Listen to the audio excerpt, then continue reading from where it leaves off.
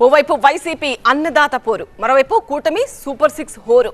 Yes, ఏపీలో మరో big fight షురూ కాబోతోంది. అధికార విపక్షాల మధ్య హోరాహోరీ పొలిటికల్ వార్ కు డేట్ అండ్ టైం ఫిక్స్ అయింది. మరి ఎవరి వ్యూహాలు ఎలా ఉన్నాయి? ఇరువురి పోటాపోటీ ప్రోగ్రామ్స్ ఎలాంటి ప్రభావం చూపబోతున్నాయి? ఇదెక్కడి దారుణం? పట్టదా రైతన్నల పోరాటం అంటూ కూటమి ప్రభుత్వంపై కన్నెర చేస్తోంది వైసీపీ. గత ప్రభుత్వ హయాంలో యూరియా కోసం రైతన్నలు ఆందోళనలకు దిగడం ఎక్కడైనా చూశారా అంటూ నిరసనలకు పిలుపునిచ్చింది.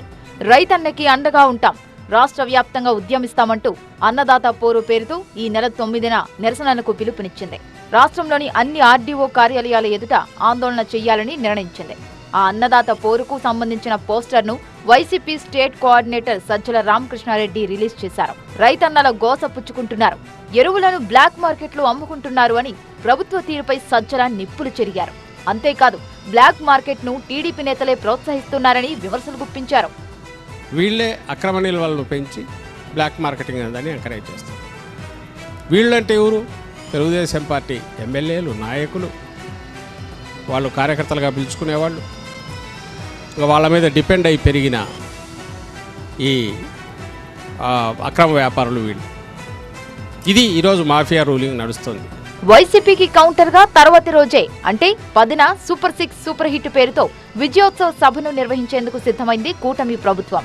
అనంతపురంలో జరిగే ఈ కార్యక్రమానికి సుమారు 3.5 లక్షల మంది వచ్చేలా ఏర్పాట్లు జరుగుతున్నాయి.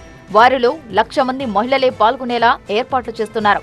రాష్ట్రంలోని ప్రజాప్రతినిధులు, కార్పొరేషన్ చైర్మన్లు, కూటమి పార్టీలకు చెందిన నాయకులు, కార్యకర్తలు పెద్ద ఎత్తున హాజరు కానున్నారు. ఆ వేదికపైనే సీఎం సహా నేతలంతా సూపర్ 6 సూపర్ సక్సెస్ అని చెబుతూనే వైసీపీని టార్గెట్ చేయనున్నారు. రాష్ట్రంలో యూరియా కొరత లేదు, వైసీపీ ఫేక్ ప్రచారం చేస్తోందని తిప్పికొట్టనున్నట్లు తెలుస్తోంది. కూటమి ప్రభుత్వం ఏర్పడిన 15 నెలల తరంలో చేసేటువంటి సక్సెస్ అవ్వచ్చు, అలాగే ఇచ్చిన మాటలన్నీ కూడా ఇంప్లిమెంట్ చేసిన తీరన్నీ కూడా తెలియజేయడం కోసం. ఎందుకంటే సూపర్ 6 అని చెప్పి మేము హామీలు ఇచ్చాము, కానీ సూపర్ 12 మేము పూర్తి చేశాము. వాళ్ళ పాలసీలు ఏంటంటే రివర్స్ టెండరింగ్ పాలసీ, మద్యం policy, mining policy, sand policy, IE policy.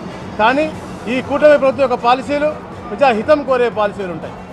మొత్తంగా అటు వైసీపీ పోరాటం, ఇటు కూటమి విజయోత్సవంతో రాజకీయం ఏ రేంజ్లో నడుస్తుందో, మరి నేతల మధ్య మాటల యుద్ధం ఏ స్థాయికి వెళ్తుందో చూడాలి.